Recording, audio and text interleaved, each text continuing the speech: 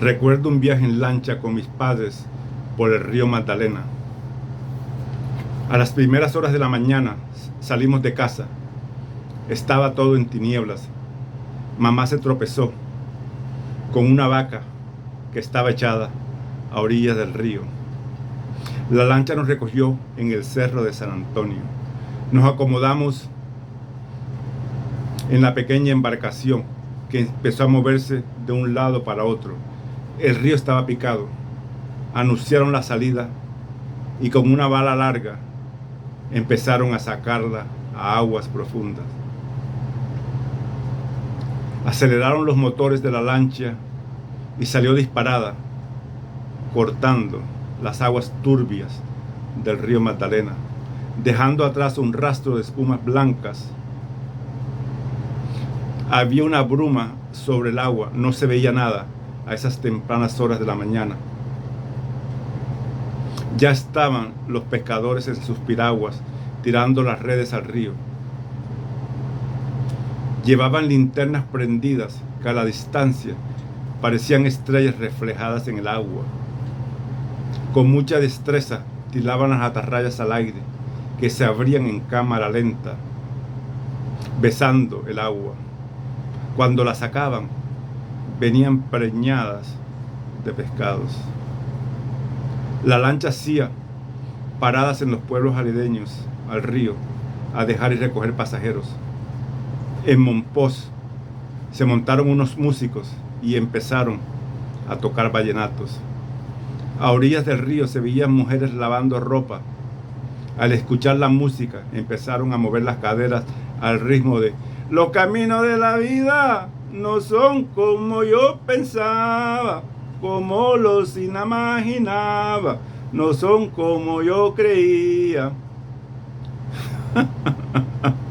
Los gritos de los niños nadando y clavándose en el río desde las rocas, chapuzón, llamaba la atención a todo el que navegaba por ahí. Las escoteas se asoleaban en las rocas y los pelícanos dormitaban en las raíces aéreas de los manglares rojos. El paisaje se entretejía de una vegetación alta y frondosa. Las garzas blancas salían volando de las copas de los árboles al ruido de la lancha y del grito agudo del mico yador, tiñendo el cielo de blanco. Los pájaros y todo tipo de aves se levantaban despavoridos. Los caimanes con la boca abierta adormitaban a orillas del río. En las piedras y troncos, las tortugas disfrutaban del sol matutino. Me mantenía moviendo la cabeza extasiado con el escenario. Los manglares rojos y café grisáceo estaban florecidos, refugio de todo tipo de aves y animales. El rábalo se refugiaba en sus raíces. Los micos brincaban alegremente en sus ramas. Los cangrejos rojos se veían en manadas por todos lados. En algunas zonas se veían vacas pastando. Se oía un ruido peculiar en forma de cascabeles. La belleza escénica era increíble. Las chozas a orillas del río le daban un toque mágico al paisaje, digno de plasmarlo en un lienzo.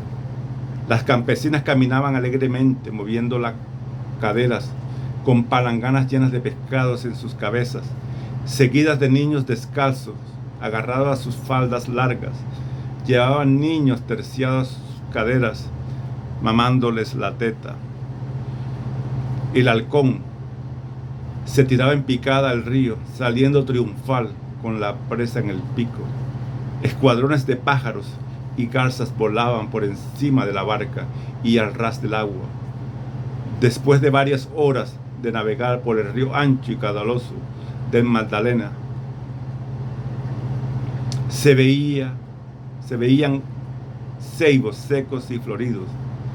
La mañana avanzaba y la barca nos llevaba por la ribera. Se veían venados tomando agua y sapos gigantescos trepados a troncos secos que arrastraba el río. Cuando se acercaba la barca a las orillas del río, podíamos ver las iguanas moviéndose con mucha agilidad en las copas de los árboles y en las ramas. La lancha iba llena de bultos de bagres y viandas.